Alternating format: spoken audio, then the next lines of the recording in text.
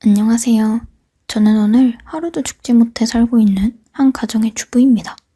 이제 제 나이도 60이 넘어가는군요. 그동안 별일 다 겪었지만 30년 전 제가 겪었던 일은 지금도 잊히지가 않습니다. 그때 저희 가족은 여름 휴가로 가평에 놀러가게 되었습니다.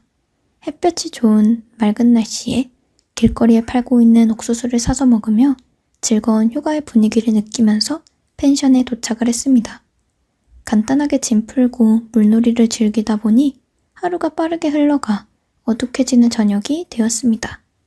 남편은 저와 딸이 맛있게 먹을 수 있도록 충분히 고기를 굽기 시작했고, 저는 된장찌개와 딸이 먹을 수 있는 햄도 구우면서 배고프다는 딸 입에다가 갖가지 햄을 쏙 넣어주었네요. 그렇게 배부르게 저녁 식사를 마쳤고, 저희 가족은 잠시 소화도 시킬 겸 동네 한 바퀴를 돌고 있었는데, 가로등 불빛에 보이는 한두 방울의 빗방울이 떨어지는 게 보이자 하늘을 보니 몇 분 전까지만 해도 하늘을 빼곡히 채운 별빛들은 사라지고 컴컴한 하늘만 보였습니다. 더 많은 비가 쏟아질 것 같아 최대한 빠르게 집에 들어갔고, 잠시 후 엄청난 폭우가 쏟아지기 시작했습니다. 앞이 더 보이지 않을 정도로 굵은 빗방울이 내리기 시작하면서 휴가 온 저희는 아쉬움에 창문만 보고 있었네요. 그렇게 아침에 일어나 보니 보슬비가 내리긴 했지만 거의 비가 그친 상태였고, 딸은 잠시 밖에 나가고 싶다며 아침 일찍부터 일어나 펜션 주인이 키우는 강아지인지 꼬리치고 있는 계집을 보며 저를 보채기 시작했습니다. 결국 멀리 가지 말라고 말을 함과 동시에 급하게 밖으로 뛰쳐나갔습니다. 남편은 짐을 싸고 있었고, 저는 아침을 준비하며 강아지와 함께 놀고 있는 딸을 불렀는데, 몇 번을 불러도 아무런 대답이 없길래 이상해서 밖으로 나가보니 어딜 갔는지 방금 전까지만 해도 있던 딸이 없어졌습니다. 너무 놀라서 남편을 불렀고 주변을 뛰어다니며 정신없이 찾아다녔지만 결국 찾지 못했습니다. 아침에 딸과 나눈 몇 마디의 대화가 마지막일 것이라고 전혀 생각하지 못했던 저는 오열하다가 정신을 잃었고, 결국 그때 당시 6살이었던 딸은 저희 곁으로 다시는 돌아오지 못했습니다. 너무 큰 충격으로 제정신이 아닌 세월을 살아온 저와 남편은 언젠가는 찾겠지, 언젠가는 만날 날이 있겠지 생각하며 희망을 가지고 하루하루 버티면서 살아왔습니다. 그렇게 살아오다 보니 어느덧 30년이라는 시간이 지나버렸습니다. 그만큼 저와 남편도 세월 앞에 장사 없다고 60대가 되어버렸네요. 그러면서 시간이 흐른 만큼 딸에 대한 기억도 사라지고 그리움의 감정도 무뎌지고 있었습니다. 지금 만나게 된다면 40을 바라보고 있을 나이일 텐데 존재를 알 수가 없으니 생각하면 생각할수록 가슴이 미어지네요. 그렇게 언제 올지 모르는 딸을 기다리며 삶을 살아오고 있는데 갑자기 저희 집 문을 누군가 두드리기 시작했습니다. 저녁밤을 차리고 있던 남편과 저는 아무도 찾아오지 않는 시간에 문을 두드리니 이상하게 생각했고, 제가 현관으로 나가서 누구냐고 물어봐도 대답이 없자 그냥 무시하고 돌아섰는데, 현관 밖에서 엄마라고 말을 하고 있는 목소리가 제 귓가에 맴돌았습니다. 저는 순간 몸이 멈추었고 엄마라고 들렸던 목소리에 제 심장이 뛰기 시작했습니다. 너무 놀라 급하게 현관문을 열었고, 제 앞에 서 있던 여자는 저를 보면서 눈물을 흘리며 엄마라고 외치고 있었습니다. 갑작스럽게 저희 집에 찾아온 여자를 보고 당황도 하였고 긴가민가한 상태로 아무 말 없이 얼굴을 보고 있는데, 뒤이어 남편도 달려나오자 남편을 보고 아빠라고 말을 하며 눈물을 흘리고 있었습니다. 현관 앞에 우두커니 서 있게 할 수 없어서 일단 집으로 들어오게 하였고, 마침 저녁을 먹으려고 준비하고 있었기 때문에 셋이서 저녁을 먹게 되었습니다. 남편과 저는 너무 놀라 셋이서 밥을 먹고 있으면서도 너무 얼떨떨했고, 일단 밥부터 먹고 천천히 대화해보기로 했습니다. 밥이 코로 들어가는지 입으로 들어가는지 모를 만큼 딸이라고 찾아온 여자의 얼굴을 보느라 정신이 없었고, 그렇게 식사를 마치고 과일을 먹으며 하나하나 물어보기 시작했습니다. 우리 집은 어떻게 알고 찾아온 거니? 지금까지 살아가면 네가 언젠가는 찾아오겠지 생각하며 기다리긴 했는데, 지금은 예전의 기억이 잘 떠오르지 않지만 엄마랑 어렸을 때 펜션에 놀러가서 강아지랑 놀고 싶다고 말했는데 그때 옆에 지나가는 강아지 보고 뒤따라가다가 산속으로 들어가게 되면서 길을 잃어버렸어요.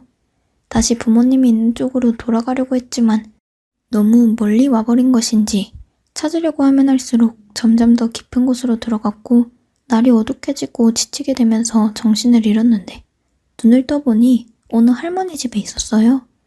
할머니는 저를 보고 음식을 챙겨주셨고 그렇게 부모님을 찾아준다는 할머니의 말에 함께 지내게 되었죠. 정말 잘해주셨고 부모님이 오실 때까지 매일 눈물을 흘리며 기다렸는데 할머니께서 부모님이 사고로 세상을 떠나셨다는 말을 하면서 저를 키워주셨어요. 그때 당시 너무 어렸던 저는 잘 몰랐기 때문에 항상 혼자 계셨던 할머니 밑에서 자라기 시작했어요. 할머니는 외로웠던 자기 옆에 있어줘서 고맙다며 항상 말해줬던 게 기억이 나네요. 정말 잘해주셨는데 할머니께서는 몸이 많이 안 좋으셨는지 저는 결국 고아원에 들어가 성인이 될 때까지 살다 보니 어렸을 적 엄마가 주소를 말해줬던 게 어렴풋이 성수동이라는 동네와 저희 집이 흰색 주택으로 되어 있다는 것만 기억해 시간이 될 때마다 그런 곳 위주로만 돌아다니면서 동네 주민분들 중 연세 드신 분들에게 돌아가신 부모님 관련된 소식을 듣고 싶어 물어보며 돌아다니며 세월을 보냈는데 동네 주민들과 대화를 하던 중 그때의 일들을 기억하고 계신 할머니를 만나게 되면서 부모님께서 살아계시다는 말을 듣게 되었고 여기까지 오게 되었어요. 이 말들을 듣고 있는데 저는 눈물을 흘리고 말았습니다. 과거의 상황들이 하나도 틀리지 않았습니다. 그렇게 바라고 바라던 딸의 얼굴을 볼 수 있었다는 것에 정말 감사했습니다. 동네의 주민분들이야 워낙 저희 가정사를 잘 알고 계시는 분들이 몇 분 있었기 때문에 그분들 중 한 분과 만나게 된 것 같아 정말 감사했습니다. 더 이상 다른 건 물어볼 필요도 없었습니다. 과거 일들이 모두 생생하게 떠오르기 시작했고 그때의 미안함 때문에 저는 제 딸의 손을 잡고 고개를 떨구며 아무 말도 할 수가 없었습니다. 오랜 세월이 흐른 만큼 어색함도 교차했고 조심스럽게 이런저런 이야기를 하면서 그동안 힘겹게 살아온 딸의 인생을 들으며 너무 소중한 시간을 함께하고 있었습니다. 저희는 늦게까지 대화를 이어나갔고 다음날 출근을 해야 한다며 다시 오겠다는 딸의 말에 아쉬운 표정을 남기며 신발을 신고 있는 딸에게 가지 말라고 하고 싶었지만 그동안 살아온 세월이 있기 때문에 그런 감정을 억누르고 손을 잡고 다음날 꼭 다시 와달라는 말을 하면서 보내줬습니다. 30년의 세월이 흘렀고 6살 때의 기억이 거의 나지 않는다는 딸을 보며 안타까움에 가슴이 미어졌고 그동안 죽은 줄로만 알고 부모 없이 살아온 세월이 얼마나 힘들었을지 도저히 상상이 안 되었습니다. 그동안 못해준 것을 세상 떠나기 전에 모든 걸 다 해주리라 다짐하면서 다음 날이 빨리 오기를 기다렸습니다. 너무 기분이 들떴고 딸의 얼굴이 아른거려 남편과 저는 잠 한숨 못 잤네요. 딸은 매일 저녁 저희 집에 찾아왔고 주말의 경우 아침부터 와서 함께 시간을 보내줬고 마음이 너무 앞선 저는 그동안 해주지 못했던 것들을 해주려고 모든 걸 다 내어주었습니다. 힘들게 일하며 퇴근 시간에나 볼 수 있는 게 싫어서 해줄 수 있는 게 금전적으로 지원해주는 것밖에 없어서 딸에게 카페를 하나 차려줬고 매일 카페에서 시간을 함께 보냈네요. 그리고 살던 집에 어렸을 적 딸의 방을 다시 리모델링해서 모든 걸 다시 새롭게 시작하며 서로가 점점 안정이 되고 자리가 잡힌 줄 알았는데 하나의 문제가 있었습니다. 예전부터 만나왔다던 남자가 있는데 정리했다고 말은 했지만 밤늦게 전화가 오고 밖에서 통화하고 싸우는 소리가 들리다 보니 신경에 거슬리기 시작했습니다. 그런데 저녁에 볼일을 보고 카페에 들어갔는데 딸이 말했던 그 남자와 단둘이 대화를 하고 있는 것 같았습니다. 저는 밖에서 그 남자가 나오기만을 한참 동안 기다렸고 밖으로 나오자마자 그 남자에게 다가가 경은이 엄마라는 말을 하면서 따로 대화하기를 원한다며 다른 카페로 자리를 옮겼습니다. 그리고 딸에게 빚이 있다는 걸 듣게 되었고 돈을 갚지 않고 계속 도망치길래 정신적으로 너무 힘들다며 나중에 자기도 무슨 짓을 저질릴지 모르니 엄마라면 대신 빚을 갚아달라고 저에게 화를 내기 시작했습니다. 이런 문제를 30년 만에 만나게 된 부모에게 말하지 못한 건 당연하다고 생각해 이 남자에게 빌린 돈 1억을 대신 갚아줬습니다. 경은이와 결혼할 줄 알고 장사한다는 거 모자란 보증금 빌려줬는데 나중에 원금까지 다 까먹었다며 돈은 받았으니 다시는 찾아오지 않겠다는 말을 하면서 상황을 마무리 지었습니다. 이런 문제로 인해 얼마나 불편하고 힘들었을지 생각하니 너무 마음이 아팠습니다. 집에서 저는 자연스럽게 이런저런 이야기를 하면서 상처되지 않을 선에서 조심스럽게 그 남자에 대해 말을 하며 1억을 갚아줬으니 다시는 찾아오지 않을 것이다. 그리고 미안하다고 하는 딸을 다독여줬습니다. 30년의 세월 동안 부모 없이 살아보겠다고 발버둥 치다가 이런 일들이 발생한 것 같아 마음이 무거웠지만 앞으로 모든 일이 잘 될 거라고 좋게 생각했습니다. 그런데 생각지도 못한 문제가 발생하면서 손발이 떨리기 시작했고 딸과 그 남자의 대화 속에 듣게 된 진실에 충격을 받고 말았습니다. 늦은 새벽 갈증이 나서 주방으로 내려가려고 하는데 딸이 밖으로 조용히 나가는 모습을 보게 되었고 그 남자가 아니면 통화할 일이 없을 거라고 생각해 또 접근하고 있는 건가 의심스러워 조심스럽게 현관 앞에서 통화하는 소리를 듣고 있었습니다. 야, 1억 그거 먹고 나르지 마라. 내가 지금 여기서 얼마나 혼신의 힘을 다해서 연기하고 있는 줄 알아? 여기 정말 부자인 거 알지? 이 집이며 돈이며 모두 내 것이 될 거니까 조금만 기다려. 나중에 내 명의로 돌려달라고 말할 거야. 그때 같이 살면 되지. 좀 답답해도 기다려. 이 사람들 살면 얼마나 살겠냐? 밑작업이 중요한 거 몰라? 일단 1억 받은 걸로 생활비 하고 있어. 그리고 나 지금 이렇게 나와서 통화하면 안 돼. 제발 전화 좀 그만해. 이러다 들키겠어. 지금 거의 마무리되고 있는데 모든 계획이 실패했으면 좋겠어. 제발 생각 좀 하고 살자. 우리 인생도 조금 펴야 될 거 아니야. 의심을 사게 되면 나중에 유전자 검사하자고 할지도 모르잖아. 그럼 빼박이야. 내가 전화할 때까지 무조건 기다려. 그럼 끊는다. 이 말들을 현관 앞에서 듣고 있는데 몸이 굳어서 움직여지지도 않았습니다. 저는 몸을 피할 힘도 없어 딸이 보이지 않는 곳에 주저앉아 숨었고 딸이 방에 들어간 모습을 확인한 후 저도 힘들게 방으로 들어갔습니다.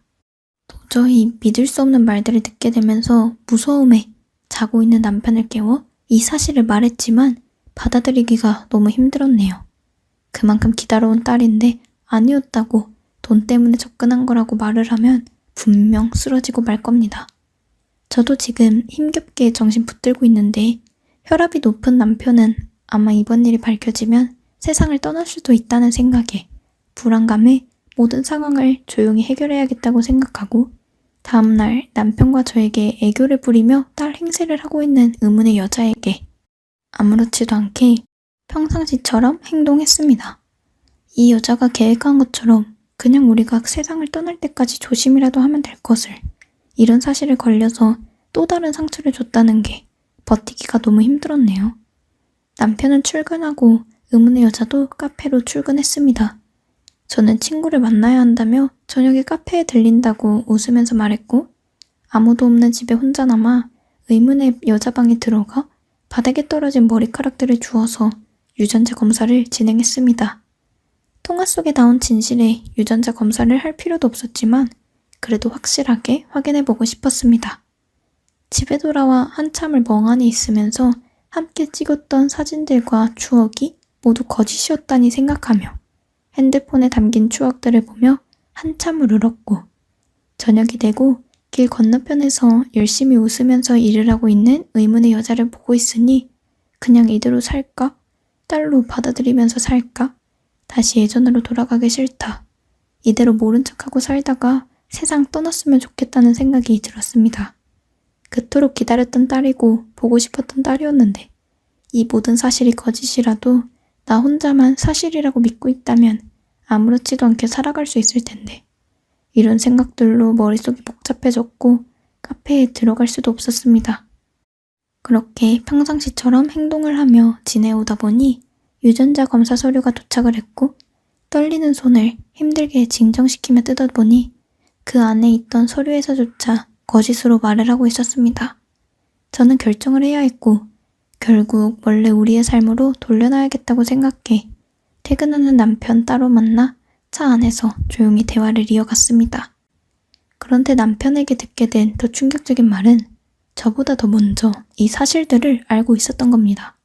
저희 집에 와서 살 때부터 유전자 검사를 진행했었고 사람을 붙여 모든 행동들을 다 관찰하고 있었다며 생각지도 못한 남편의 말들에 너무 놀라고 말았습니다. 제가 그토록 보고 싶어 했던 딸이었기 때문에 차마 말을 할 수 없었다며 정신적으로 힘들어할 저를 위해 진실이 드러날 때까지 기회를 엿보고 있었다고 대화를 이어나갔습니다. 결국 저와 남편은 둘 다 의문의 여자가 돈 때문에 저희한테 접근한 걸 알게 되었고 남편은 벌써 경찰에게도 이 사실들을 말해놓은 상태로 기회만 엿보고 있었던 겁니다. 그렇게 형사분들과 함께 집에 들어갔고 반갑게 저를 맞아준 딸이라고 생각한 의문의 여자의 팔에 수갑에 채워지면서 모든 상황은 종결되었습니다. 그리고 뒤이어 저와 만났던 그 남자 또한 잡히게 되면서 너무나 저희 과거를 잘 알고 있었던 의문의 여자의 입에서 나온 말들은 제가 동네에서 지인들과 만나면 과거의 딸과 헤어졌던 일들을 자주 말을 하면서 지내왔기 때문에 그런 말들을 녹음하고 계획해서 범행을 저질렀다고 털어놨습니다. 제 입에서 나온 말들로 계획했다는 것에 너무 놀랐고 그 여자와 남자는 사기죄로 구속 조치가 이루어졌네요. 과거의 아픈 기억들을 빌미로 범행을 저지르려고 계획했다는 것에 정신적으로 힘든 시간들을 보내게 되었습니다. 집에 들어와서 자식이라고 생각했던 그 여자와 함께한 허상의 흔적들을 지우면서 아직까지도 돌아오지 않은 진짜 딸을 생각하며 눈물을 흘리고 말았습니다. 언젠가 분명 살아있고 엄마 아빠를 찾게 될 우리 딸 경은아, 만약 이 사연을 접하게 된다면 꼭 연락 바란다. 보고 싶다. 그래도 세상 떠나기 전에 얼굴 한번 보고 싶구나. 어디서 살고 있던 항상 행복하게 지내고 있길 바란다.